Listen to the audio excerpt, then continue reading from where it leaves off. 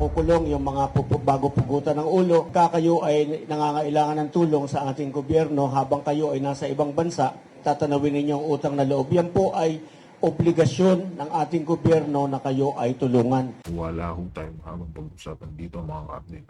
Kung isa ho kayo sa gigil na gigil dito sa mga magnanakaw, lalo na dito kay Marcos Jr., para ho sa inyo ang video na ito. Dito mga update, nagbabanggitan na ho sila ng magkakapugutan na raw ho ng alam niyo na. Ito mga update, una ho na sasabihin, magkakapugutan ng ayan mga update na nakikita naman ho natin. Dito kasi, pati sa ating mga OFW, matindi ho sampal itong nangyayari ngayon. Dito mga update, ipapaliwanag ko dito sa naging press con kung saan sila rin sila attorney Mike Defensor, kung Mike Defensor, sila, lahat po sila dyan na nagsampa ng impeachment complaint laban kay Marcos Jr. Nagsasalita lang kung bakit kailangang kasuhan, kung bakit kailangang matanggal sa pwesto ng isang magnanakaw na to.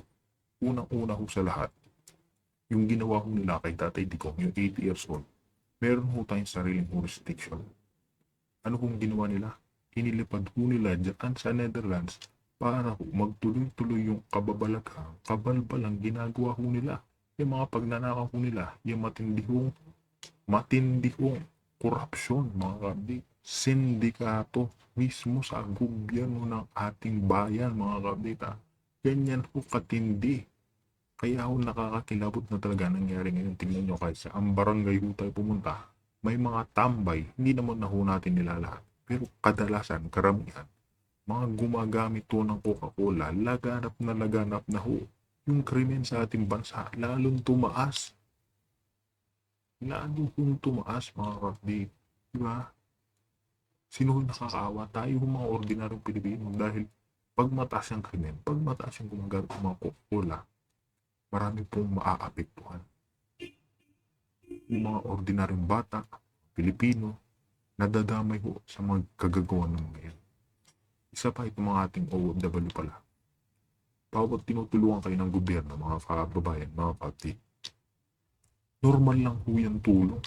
Kasi noon pa lamang sa kapanahunan ni Tatay Digong, yung mga OFW, pinahahalagahan ho niya. Pinahahalagahan niya ho yung OFW. Hindi katulad ngayon. Pinapahanap pa ho sa inyo si Saldico, ganyan ho kawalang hiya, si Bobong Marcos Jr. Kaya mga dito na ho natin mapapatagalin itong ating intro. Kung bago lang ho sa ating channel, isang like, isang share, subscribe lamang kung malaking tulong na ho yan. Kaya rafta na ho tayo, sabay-sabay ho tayo mag-react, mag-komento sa mga naging payag nila dito sa press con nila kung Mike Defensor. Lahat ho ng mga attorney nagsasampa ng kaso, impeachment complaint, graft and corruption sa bangat na presidente. Kaya rafta na ho tayo. Babayan, Saldico, sinasabi nila, hindi, hearsay lang yan kasi wala naman siyang under oath doon sa kanyang Hindi po totoo yan, may jurisprudence na po tayo na yung galing sa Facebook is admissible in evidence. Pangalawa, kasama siya sa isang conspiracy. The conspiracy to commit crimes of plunder. So, kapapaniwala ang sinasabi ni Saldico. So, yun po, kaya dito sa complaint namin, in-emphasize namin yung mga ebidensya against Marcos sa mga diniliver na pera. Pero hanggang ngayon, ang Senate Blue Ribbon Committee, kaya nga po nag-file kami ng impeachment dahil ang tingin namin si Lacson masyadong pabor sa kanila. Hindi niya pinatawag si Bersamin. Hindi niya pinatawag si Amina. Tingnan mo si Amina, katuwang pa ni Mike Defensor sa kasal. Dapat yun, isasalang yun. Kasi sinasabi ni Saldico. Yan mga kapatid, totoo nga ho yan. O bakit itong mga tawid dyan sa flood control na alam nyo na, alipores ni Marcos Jr. Hindi ho pinapatawag. Pero ito si Saldico, siya ho yung iniipit ngayon.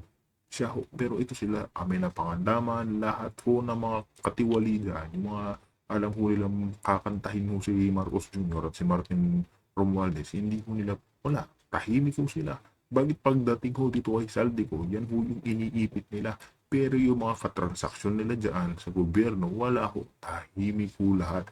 Ibig sabihin, ito talaga si Pinky Lacson at si School Bukol, One Ball University. pinoprotektahan ang administrasyon ni Marcos Jr. Yan lang ho yan. Huwag na ho tayo magpaligoy-ligoy pa dyan. Huwag na ho tayo magpaikot-ikot pa. Halatado ito si Pinky Lacson na pinoprotektahan talaga si Marcos Jr. Ko, nung nagpa-insert si Marcos ng 100 billion pesos, tumawag sa kanya si Amina, pangandaman. Tapos kinlear niya na, o kung gusto mo i-clear, si Adrian Bersamin. Pero hindi ito tinawag ni Lacson. Ha? Oh. So, kaya our only recourse is this impeachment para isigaw namin sa taong bayan na ito po yung katotohanan. Dito, formal na namin hinain dito sa Kongreso. Isa pa ho yan mga kapatid, yun na unang inihain na impeachment kay Marcos Jr. Ito na ho kasi, itong kay Jet Nisay, tapos yung abogado ni FL, alam niyo na, si Lisa Kofak. Sinabi pa lamang ho natin dyan, mahina ho yung isinasampa ho nila impeachment laban kay Marcos Jr. na tama ho talaga tayo, saraswela lamang. O bakit ngayon itong Makabayan Black, itong inihahain nila Atty. G, ni Atty. Lahat ho sila dyan, nagtutulong-tulong, si Manong Chavit nandyan, si Atty. Harold Respicio nandyan. Mag-aahain ho sila ng third impeachment laban kay Marcos Jr. Hindi ho pinapayagan ng SecGen mga kapatid. Hindi ho pinapayagan ng Secretary General. Ibig sabihin, ayaw ho talaga nilang ma-impeach si Marcos Jr. Diba, halatado ho sila na sarswela lamang yung unang inihain kay Marcos Jr. para pumasok yung 1-year bar rule.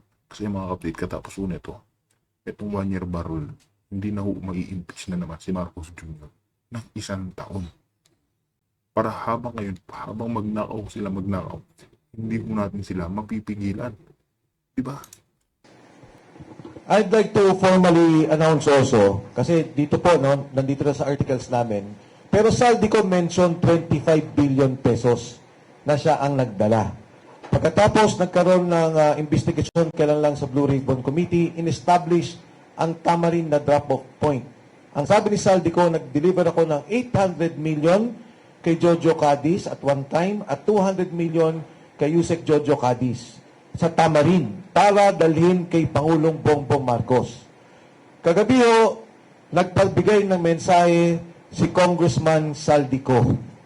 Ang sabi ni Congressman Saldico, kung papayagan ako doon sa i-file ninyong impeachment to become a state witness, kahit na sa Zoom, kasi ginagawa naman po natin yan under suspended rules, ay tatayo siya na witness dito sa grupo na nag-file ng impeachment case.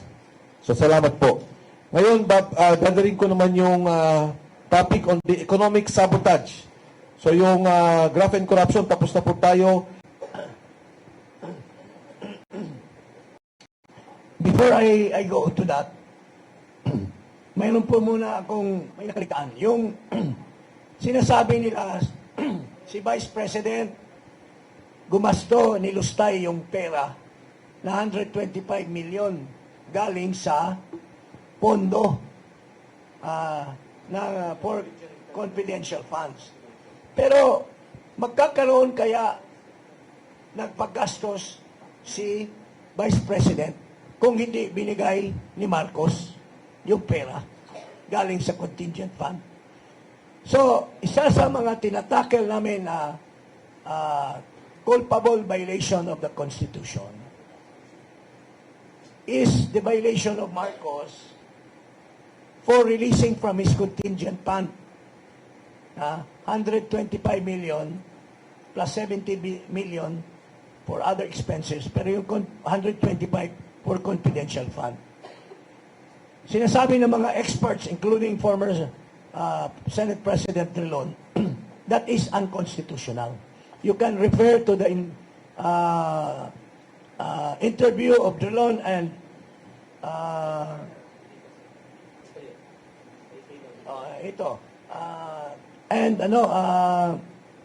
sino ito sa ABS? The other one, Karen Davila. Sinasabi ni Drilon, what Marcos did was unconstitutional kasi naglipat siya ng item, ng pera from the contingent to confidential fund, wala namang item in the general appropriation. Bawal po lang mag-comment according to the Constitution. It's a violation of law to transfer fund when there is no item. You cannot augment unless savings. Ang contingent fund is not savings. Only savings can be used by the President. So, Marcos has violated. Bago nyo sampahan si Sara, si Marcos muna ang sinampahan namin. Kasi siya ang source ng pera na ginastos ni Sara Duterte. Isa pa ho mga kapatid, tingnan nyo, pinag-iinitan ho nila yung 125 confidential funds. Samantalang itong presidente natin mga kapatid, simula 2022, 2023, 2024, 2025, meron na ho yan na confidential funds na 4.5 billion. Tapos ngayon ho, papasok ng taon na ito mga kapatid, another 4.5 intelligence funds, confidential funds na naman ho sa Pangulong Marcos. Kaya ano ho bang expect natin? Gipitin ho talaga nila yung Sara Duterte kasi yan ho yung malaking tinik sa lalamunan nila. Pagdating ho ng 2028, alam ho nila, lalaspagin ho silang lahat ng mga magnanakaw, kurakot, gumagamit ng Coca-Cola dyan sa gobyerno. Dahil alam naman ho natin kung ano yung kakayahan ng mga Duterte. Napatunayan na ho yan ng isang idigong. Napatunayan niya na ho yan. Ay ano pa ho ito si BP Sara. Diba? Sigurado ho, lilinisin niya ho yung mga tiwali sa gobyerno. Kaya yan ho yung kinakatakot ng kampo ni Marcos Jr. Second, graft and corruption. Matindi itong graft and corruption ni Marcos. Ha? Ito mismo. Ha? It was heard in Congress. Si Undersecretary Panganiban was caught saying that it was Marcos who ordered the importation of 440,000 tons of sugar without a sugar order. Sabi niya, let's do it ourselves. Inamin po ito ni Panganiban. Nung tinanong siya ni Risa, dinidikdik siya ni Risa Ontiveros, ni Pimentel, at ni Tolentino. Nandito po ang conversation nila. Ito po, ang exchanges nila. Sabi ni Panganiban, ang sabi ni Presidente, let's do it ourselves. Anong ibig sabihin ng let's do it ourselves? Sila. Walang sinusunod na regulasyon. Ang regulasyon kasi, bago ka pa kapag-import, you have a sugar order. Ito, there was no bidding. Hindi, ang matindi nito, pumili lang siya ng 3 sa 30 o 40. Pinili niya yung 3, All Asian Counter Trade, si Escaler, kaibigan niya yan, yung Sokdem Philippines na kinwestiyon ni Risa na walang pera, at itong Edison Lee, marketing. Bakit pipiliin mo lang yung 3 when there are more qualified? Nakipag-meeting pa si Marcos, mayroon tayong picture na nag-meeting si Marcos with these only 3 traders in Malacanang. So, this is graft and corruption, mga kababayan, giving undue advantage, unwarranted benefits to these 3 traders over others who are more qualified. Pinili niya without the benefit of the bidding, at the same time, walang sugar order. Tapos, pag dumating na yung kargamento, saka na lang nila nilalakad yung sugar order after the fact. So, he has already committed the crime of graft and corruption. And also, betrayal of public trust because he has reneged on his duty under his oath of office. That he will execute the laws faithfully. Hindi niya in-execute kasi siya mismo ang gumawa ng violation of law. Ito naman, to favor his campaign crony, nung binili ni Rason yung Shell, una binenta yung, alam niyo itong Malampaya, ang laking pera na kinikita ng gobyerno. Maski 5% lang ang share natin. Kasi 45% is owned by Chevron, 45% is owned by Shell. I should know this because naging chairman ako dyan sa kumpanya niyan, yung PNOCEC. So, mag-i-expire yung service contract 38 ng 2024. Dapat sana, para kumita ang gobyerno, nirebid yun. Ihanap ng bagong bidder para papasok ang pera. Ang ginawa nila, binigay kay Rason yung share. Binigay kay Odena yung Chevron. Pero ngayon, si Rason na lahat ang may-ari. Pero ang masama at masaklap, walang bidding, wala lahat, in-extend for another 15 years, mga kababayan, yung kontrata unilaterally by Marcos. Can you imagine? So, that is giving unwarranted benefits to Rason, yung kanyang prime company. So, this is graft and corruption in the real sense. Kasi wala namang sinasabi ng karamihan that could have benefited the people kung ang gobyerno na mismo ang nag-take over. Kasi pag expire ng 2024, mayroon tayong right of first refusal over Balampaya. Pero we squandered that power of the government at binigay natin sa crony. And that is also cronyism. Lastly, ito po, narinig naman siguro ninyo sa mga media, masyadong hot na hot si Toby Chanko. Sinasabi niya, nag-meeting kami ni Marcos, ni Romualdez, ako. I was surprised, bakit nagkasama ako? Dapat silang dalawa lapat. Sinabi daw ni Marcos, Martin, sobra-sobra na ba yung maraming bahay sa Forbes? Sobra-sobra na ba yung maraming Ferrari at mga airplanes? Sobra na ba ang kain mo ng kabyar? Ito sabi niya, kayo ni Salde ko, sobra na kayo, kinukuha niyo lahat ng pondo. Alam mo, Martin, wala akong natatanggap dyan. Siyang added. Okay? So, presuming na wala siyang natatanggap, pero hindi tayo naniniwala, November 2024 ba niya sinasabi ito? Alam niya na nangurakot si Martin, nangungurakot si Saldi. Wala siyang sinasabi. Wala siyang ginawa. Ikaw, Presidente, you have the duty to report to the NBI, to the Department of Justice, iimbestiga at ipatanggal niya ito. Bakit naghintay pa siya doon sa zona niya? At sa mahiya kayo. Dapat hindi na siya nagsabing mahiya kasi pinadekwat na sana niya si Martin. Pinadekwat na sana niya si Martin at saka si Saldi. So, that is obstruction of justice. He did not report a crime committed when he knew all along that Martin and Saldi were committing a crime. And this is also a betrayal of public trust.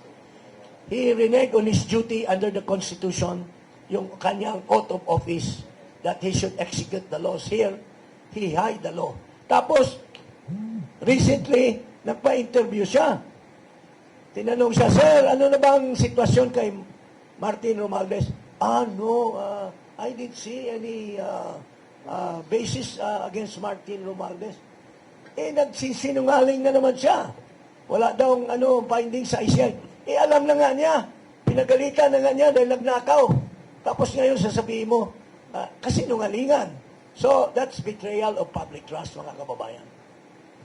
Okay, one of the highlights.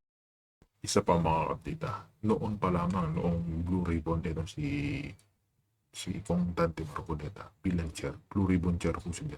Natumbok niya na ho yan si Martin Romualdez, kinanta na ho ng Diskaya. Pero po ngayon, tignan niya. Si Pinky Lacson, kumari, iniimbestigahan si Tamba, pero meron po ba nangyari? Wala, pinoprotektahan din ho nila yan. Pinoprotektahan ho talaga nila. Tumbok na ho kung sino yung mga dawid dyan sa flood control ngayon. Bumalik ho tayo sa umpisa. Nandoon ho tayo sa mga, mga kapdig, mga alipores, yung mga Daliri lang ho. Pero yung mga mastermind, nasaan na ho sila? Wala ho. Bumabalik lang tayo sa umpisa. Sides of the impeachment complaint is also the incident with former President Rodrigo Duterte. And to discuss that is our former general and lawyer, Attorney Garcia, Virgilio Garcia. Salamat po. Tapusin ko lang yung sinasabi ko kanina tungkol sa grave national security concern, yung mental health ng Pangulo. Kasi kailangan tayo makasiguro na matino ang pag-iisip ng ating Pangulo at siya ay gagawa ng tamang desisyon sa panahon ng pangangailangan. That he is going to make the right decision, that he will stay there and decide that our all, sa kabutihan nating lahat. Okay. Yung pangyayari sa na-assign sa akin na i-discuss is yung nangyari sa airport, no? Una muna, paalam natin sa mga kababayan nating mga OFW, yung pagka kayo ay nangangailangan ng tulong sa ating gobyerno habang kayo ay nasa ibang bansa, yan po ay hindi kusang loob, hindi kumbaga parang papogi nila na kayo ay tinutulungan nila at tatanawin ninyo ang utang na loob. Yan po ay obligasyon ng ating gobyerno na kayo ay tulungan. At dito po sa pagkakataong ito, the reverse happened.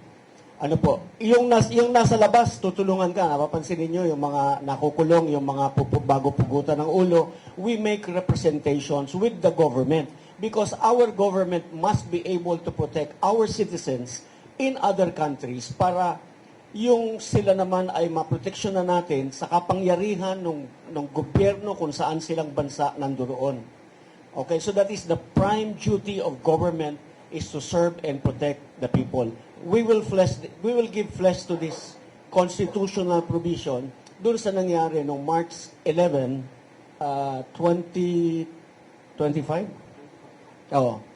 Sa airport, no? So, it doesn't matter, hindi personality driven, kundi ito ay obligasyon ng ating gobyerno na kailangang gampanan. Kaya sinasabi namin, sinasakdal namin ang Pangulo ng Pilipinas, si Ferdinand Romualdez Marcos Jr., ng paglabag sa saligang batas, ng pagbigo sa tiwala ng taong bayan, at ang paglabag sa batas. Ayan. Nung March 11 ba? Sigurado. March 11, 2025. Sa airport, inaresto si Pangulong Duterte. Hindi siya napagbigyan na matulungan ng kanyang abogado. He was denied legal representation. Yung isang abogado nga niya, hinangkap pa, inalis doon. No? So, it's all in the complaint, yung narration of facts. No? But we all witnessed this, so I don't have to parang sabihin. Ang gusto ko lang klaruhin is ang sinasabi nila, ang basihan nila sa pag-aresto is yung sinasabi nilang ICC warrant of arrest. Okay. Under the law, a foreign judgment is a piece of paper, nothing more than just a piece of paper. Pwede ba sabihin pandaig ko?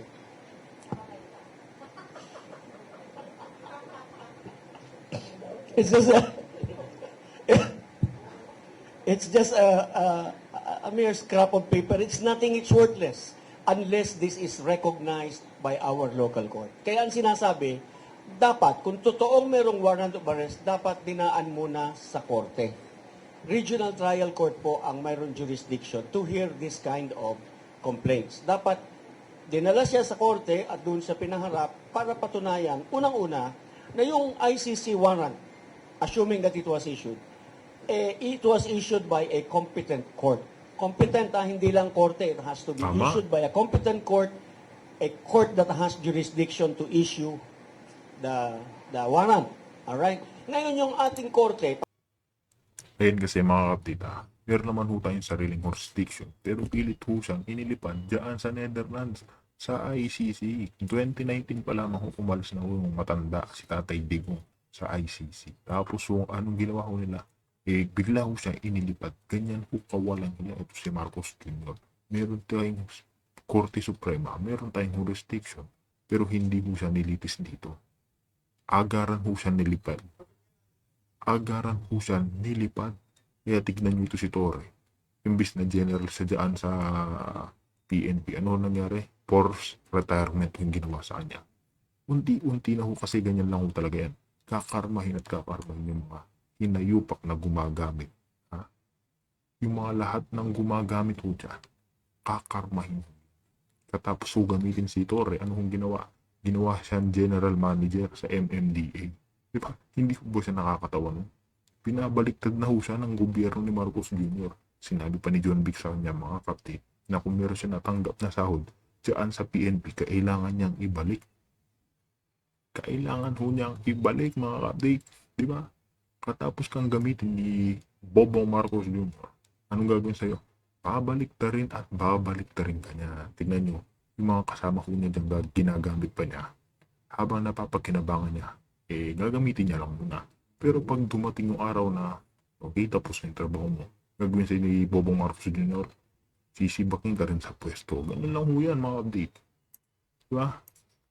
Pagkatapos na pandinig, dinig ganyan, siya yung mag-i-issue ng warrant of arrest. Yung warrant of arrest ng korte natin, ang gagamitin ng mga aaresto para siya ay arestuhin dahil yon ang may bisa. Hindi yung warrant of arrest ng kahit sino.